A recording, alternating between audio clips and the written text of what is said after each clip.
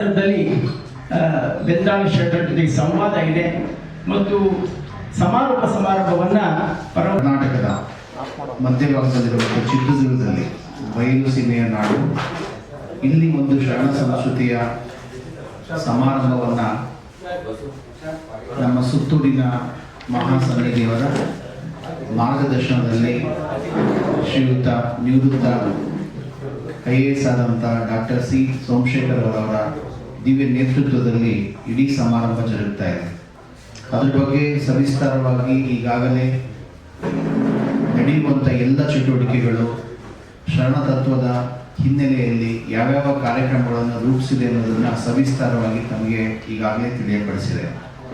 ಚಿತ್ರದುರ್ಗದ ಮುರುಘರಾಜೇಂದ್ರ ಬೃಹನ್ಮಠದ ಪೀಠಾಧಿಪತಿಗಳಾದಂಥ ಶ್ರೀ ಮಹಾರಾಜ ನಿರಂಜನ ಜಗದ್ಗುರು ಶ್ರೀ ಜಯದೇವ ಮುರುಘರಾಜೇಂದ್ರ ಮಹಾಸ್ವಾಮೀಜಿಯವರ 150ನೇ ವರ್ಷದ ಈ ಸಂದರ್ಭದಲ್ಲಿ ಚಿತ್ರದುರ್ಗದಲ್ಲಿ ಈ ಅಖಿಲ ಭಾರತ ಶರಣ ಸಾಹಿತ್ಯ ಪರಿಷತ್ತಿನ ಸಮಾರಂಭ ನಡೀತಿರೋದು ನಮ್ಮೆಲ್ಲರಿಗೂ ಕೂಡ ಸಂತೋಷವನ್ನು ತಂದುಕೊಟ್ಟಿದೆ. ನಾಡಿನ ಹಲವಾರು ಪೂಜ್ಯರು ಚಿತ್ರದುರ್ಗದ ಶಾಖಾ ಮಠದ, ಕಾಸಾ ಮಠದ, ಬಸವ ಕೇಂದ್ರದ ಹಾಗೂ ಶರಣ ಸಂಘಟನೆಯ ಒಕ್ಕೂಟದ ಎಲ್ಲ ಸದಸ್ಯರು ಸೇರಿಕೊಂಡು ಅಖಿಲ ಭಾರತ ಶರಣ ಸಾಹಿತ್ಯ ಪರಿಷತ್ತಿನ ಈ ಸಮಾರಂಭವನ್ನು ನಾವು ಭವ್ಯವಾಗಿ ನಡೆಸ್ಕೊಡ್ಬೇಕು. ಆ ಜಿಲ್ಲೆಯಲ್ಲಿ ಪರಮ ಪೂಜ್ಯ ಸುತ್ತೂರು ಮಹಾಸ್ವಾಮೀಜಿಯವರು ನಡೆಸ್ಕೊಡ್ಲಿಕ್ಕೆ ಅವಕಾಶ ಮಾಡಿಕೊಟ್ಟಿರೋದ್ರಿಂದ ನಮ್ಮೆಲ್ಲರಿಗೂ ಕೂಡ ಸಂತೋಷವನ್ನು ತಂದಿದೆ. ನಾಡಿನ ಶರಣ ಸಾಹಿತ್ಯ ಪರಿಷತ್ತಿನ ಸಂಘಟನೆ ದೇಶದ ಹಾಗೂ ನಾಡಿನ ಎಲ್ಲ ಜಿಲ್ಲೆಗಳಲ್ಲೂ ಕೂಡ ಈ ಸಂಘಟನೆ ಚೆನ್ನಾಗಿರೋದ್ರಿಂದ ಜಿಲ್ಲೆಯ ಎಲ್ಲ ಭಾಗಗಳಿಂದಲೂ ಕೂಡ ಶರಣ ಸಮೂಹ ಹರಿದು ಬರ್ತಾ ಇದೆ. ಅವರಿಗೆ ಪ್ರಸಾದ ವ್ಯವಸ್ಥೆ, ವಸತಿ ವ್ಯವಸ್ಥೆ ಎಲ್ಲವನ್ನೂ ಇಟ್ಟುಕೊಂಡು ಚೆನ್ನಾಗಿ ಮಾಡಬೇಕು ಅಂತ ಆಯೋಜಿಸಿದೆ. ಹಾಗಾಗಿ ಈ ಶರಣ ಚಳವಳಿಯ ಬಗ್ಗೆ ಶರಣ ಸಾಹಿತ್ಯ ಪರಿಷತ್ತು ಸುಮಾರು ದಶಕಗಳ ಕಾಲ ಕೆಲಸ ಮಾಡ್ಕೋತಾ ಬಂದಿದೆ. ತತ್ವ ಪ್ರಸಾರದ ಹಿನ್ನೆಲೆಯಲ್ಲಿರ್ಬೋದು, ನಾಟಕ, ಸಂಗೀತ, ಕಲೆ, ತತ್ವ ಪ್ರಸಾರದ ಹಿನ್ನೆಲೆಯಲ್ಲಿ ಸಾಕಷ್ಟು ಕೆಲಸ ಮಾಡ್ಕೊತಾ ಬಂದಿದೆ. ಹಾಗಾಗಿ ಅಖಿಲ ಭಾರತ ಶರಣ ಸಾಹಿತ್ಯ ಪರಿಷತ್ತಿನ ಸಮಾರಂಭವನ್ನು ಯಶಸ್ವಿಗೊಳಿಸುವ ನಿಟ್ಟಿನಲ್ಲಿ ಮಾಧ್ಯಮದ ಪಾತ್ರ ಬಹಳ ಮಹತ್ವದ್ದಾಗಿರೋದ್ರಿಂದ ನಾಡಿನ ತುಂಬ ಇದನ್ನು ನಾವು ಬಿತ್ತರಿಸುವಂಥ ಕೆಲಸ ಆಗಬೇಕಾಗಿದೆ. ಏಕೆಂದರೆ ಶರಣ ಚಳವಳಿ ಅಂತಂದರೆ ಅದು ಕೆಳಸ್ತರದ ಚಳವಳಿ, ಕೆಳಗೆ ಬಿದ್ದವರನ್ನು ಮೇಲೆತ್ತಂಥ ಚಳವಳಿ. ಅಂಥ ಚಳವಳಿಯ ಈ ಕಾರ್ಯಕ್ರಮಕ್ಕೆ ತಮ್ಮೆಲ್ಲರ ಸಹಕಾರ ಇರಲಿ.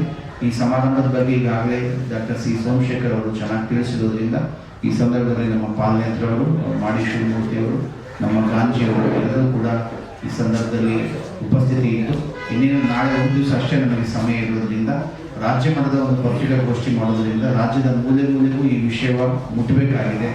ಏಕೆಂದರೆ 12ನೇ ಸಮ್ಮೇಳನ ಎಷ್ಟು ಚೆನ್ನಾಗಿ ಅರ್ಥಪೂರ್ಣವಾಗಿ ನಡೆದಿರೋದು ತಮಗೆಲ್ಲ ಗೊತ್ತಿದೆ.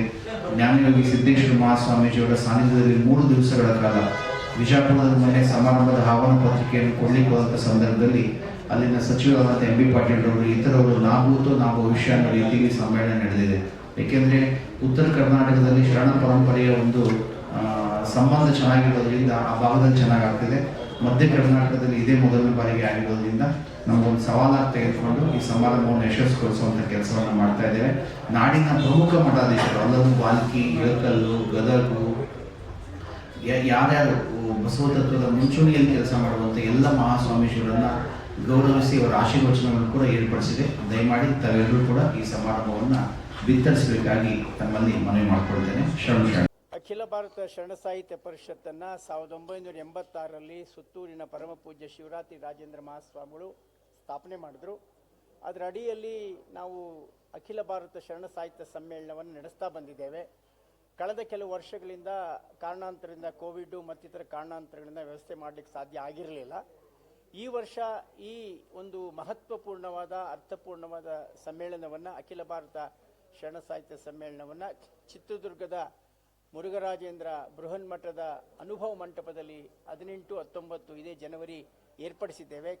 ನನ್ನೊಂದಿಗೆ ಡಾಕ್ಟರ್ ಬಸವಕುಮಾರ ಮಹಾಸ್ವಾಮಿಗಳಿದ್ದಾರೆ. ಅವರು ಚಿತ್ರದುರ್ಗ ಬೃಹನ್ಮಠ ಮತ್ತು ವಿದ್ಯಾಪೀಠದ ಅತ್ಯಂತ ಕ್ರಿಯಾಶೀಲ ಸದಸ್ಯರಿದ್ದಾರೆ. ಶಿವಮೂರ್ತಿಯವರು ಮತ್ತು ಪಾಲನೇತರೆಲ್ಲ ಇದ್ದಾರೆ, ಗಾಂಜಿ ಇದ್ದಾರೆ. ಈ ಸಮ್ಮೇಳನ 18ನೇ ತಾರೀಕು ಬೆಳಗ್ಗೆ ಧ್ವಜಾರೋಹಣ ಮೆರವಣಿಗೆಯ ಜೊತೆಗೆ 11 ಗಂಟೆಗೆ ಪ್ರಾರಂಭ ಆಗುತ್ತೆ. ಸನ್ಮಾನ್ಯ ಮುಖ್ಯಮಂತ್ರಿಗಳು ಈ ಸಮ್ಮೇಳನವನ್ನು, ಈ ಮಹತ್ವಪೂರ್ಣ ಸಮ್ಮೇಳನ ಉದ್ಘಾಟನೆ ಮಾಡಲಿಕ್ಕೆ ಸಮ್ಮತಿ ನೀಡಿದ್ದಾರೆ. ಇಡೀ ಸಮ್ಮೇಳನಾಧ್ಯಕ್ಷತೆಯನ್ನು ಡಾಕ್ಟರ್ ಸಿದ್ದರಾಮ ಬೆಲ್ದಾಳ ಶರಣರುವಂಥ ಮಹಾಶಿವಯೋಗಿಗಳು ಅವರು ಈ ಸಮ್ಮೇಳನಾಧ್ಯಕ್ಷರಾಗಿ ಕಾರ್ಯನಿರ್ವಹಿಸ್ತಾ ಇದ್ದಾರೆ. ಅವರು ಬಹಳಷ್ಟು ಶರಣತತ್ವ ಚಿಂತಕರು, ಅನೇಕ ಲೇಖನಗಳನ್ನು, ಅನೇಕ ಕೃತಿಗಳನ್ನು ಶರಣ ಸಾಹಿತ್ಯಕ್ಕೆ ಸಂಬಂಧಿಸಿದಂತೆ ರಚನೆ ಮಾಡಿದ್ದಾರೆ. ಹಾಗೆಯೇ ಅನೇಕ ಗೋಷ್ಠಿಗಳನ್ನು ನಾವು ಏರ್ಪಡಿಸಿದ್ದೇವೆ. ಅದು ಶರಣ ಸಾಹಿತ್ಯದತ್ತ ಯುವ ಜನತೆ, ಮಹಿಳಾ ಶರಣ ಸಾಹಿತ್ಯದಲ್ಲಿ ಮಹಿಳಾ ಸಂವೇದನೆ, ಶರಣರು ಪ್ರತಿಪಾದಿಸಿದ ಜೀವನ ಮೌಲ್ಯಗಳು, ಶರಣ ಸಾಹಿತ್ಯಾಧಾರಿತ ನಾಟಕಗಳು, ವಚನಗೋಷ್ಠಿ ಹೀಗೆ ಮತ್ತು ಪ್ರಾಂತ ಸ್ಮರಣೀಯರು ಅನ್ನುವಂತಹ ಒಂದು ಗೋಷ್ಠಿಯನ್ನು ಏರ್ಪಡಿಸಿ ಆ ಗೋಷ್ಠಿಯಲ್ಲಿ ನಾಡಿನ ಧಾರ್ಮಿಕ ಬದುಕಿನ ದಿಗ್ಗಜರನ್ನು ಸ್ಮರಿಸಿಕೊಳ್ಳುವಂಥ ಒಂದು ವಿಶೇಷ ಕಾರ್ಯಕ್ರಮವನ್ನು ಹಮ್ಮಿಕೊಂಡಿದ್ದೇವೆ. ಮತ್ತು ಸಮಾರೋಪ ಸಮಾರಂಭದ ನುಡಿಯನ್ನು ಭಾರತ ಸರ್ವೋಚ್ಚ ನ್ಯಾಯಾಲಯದ ಪರಮ ಪೂಜ್ಯರಾದಂಥ ಸನ್ಮಾನ್ಯ ಶಿವರಾಜ್ ವಿ ಪಾಟೀಲ್ರವರು ಆ ಸಮಾರೋಪ ನುಡಿಯನ್ನು ನುಡಿಯಲಿದ್ದಾರೆ. ಸಮಾರೋಪ ಸಮಾರಂಭದಲ್ಲಿ ಸನ್ಮಾನ್ಯ ಮಾಜಿ ಮುಖ್ಯಮಂತ್ರಿಗಳಾದ ಬಸವರಾಜ ಬೊಮ್ಮಾಯಿಯವರು, ನಮ್ಮ ಕೇಂದ್ರ ಸಚಿವರಾದ ಸೋಮಣ್ಣನವರು, ಹಿರಿಯ ಶಿಕ್ಷಣ ತಜ್ಞ ಡಾಕ್ಟರ್ ಪ್ರಭಾಕರ್ ಕೋರೆಯವರು ಆಗಮಿಸಲಿದ್ದಾರೆ. ಮೊದಲ ದಿನದಲ್ಲಿ ನಮ್ಮ ಎಂ ಬಿ ಪಾಟೀಲ್ರವರು, ಬೃಹತ್ ಕೈಗಾರಿಕಾ ಸಚಿವರಾದ ಮಲ್ಲಿಕಾರ್ಜುನ ಅವರು, ಸಚಿವರಾದಂಥ ಸುಧಾಕರ್ ಅವರು ಸಹ ಈ ಸಮ್ಮೇಳನದಲ್ಲಿ ಪಾಲ್ಗೊಳ್ಳಲಿದ್ದಾರೆ. ಇದಲ್ಲದೆ ಅನೇಕ ನಮ್ಮ ನಾಡಿನ ಮೂಲೆ ಮೂಲೆಗಳಿಂದ ದೊಡ್ಡ ಧಾರ್ಮಿಕ ಪೀಠಗಳ ಮಠಾಧೀಶರುಗಳು ಈ ಒಂದು ಶರಣ ಸಾಹಿತ್ಯ ಸಮ್ಮೇಳನದಲ್ಲಿ ಪಾಲ್ಗೊಳ್ತಾ ಇದ್ದಾರೆ. ನಾನು ಮೊದಲು ಹೇಳಿದಾಗೆ ಸನ್ಮಾನ್ಯ ಮುಖ್ಯಮಂತ್ರಿಗಳು ಸಿದ್ದರಾಮಯ್ಯನವರು ಮೊದಲನೇ ದಿನದ ಈ ಸಮ್ಮೇಳನವನ್ನು ಉದ್ಘಾಟನೆ ಮಾಡಲಿದ್ದಾರೆ. ಒಟ್ಟಾರೆ ಶರಣ ಸಾಹಿತ್ಯ ಏನು ವಿಶ್ವದ ಕಿರೀಟ ಸಾಹಿತ್ಯ ಆಗಿದೆ, ಆ ಸಾಹಿತ್ಯದ ಒಂದು ಅನಾವರಣ ಮಾಡತಕ್ಕಂಥ ಈ ಸಮ್ಮೇಳನಕ್ಕೆ ನಿಮ್ಮೆಲ್ಲರ ಸಹಕಾರ ಬೇಕು, ಹೆಚ್ಚಿನ ಪ್ರಚಾರ ಬೇಕು ಅಂತ ತಮ್ಮಲ್ಲಿ ಪ್ರಾರ್ಥನೆ.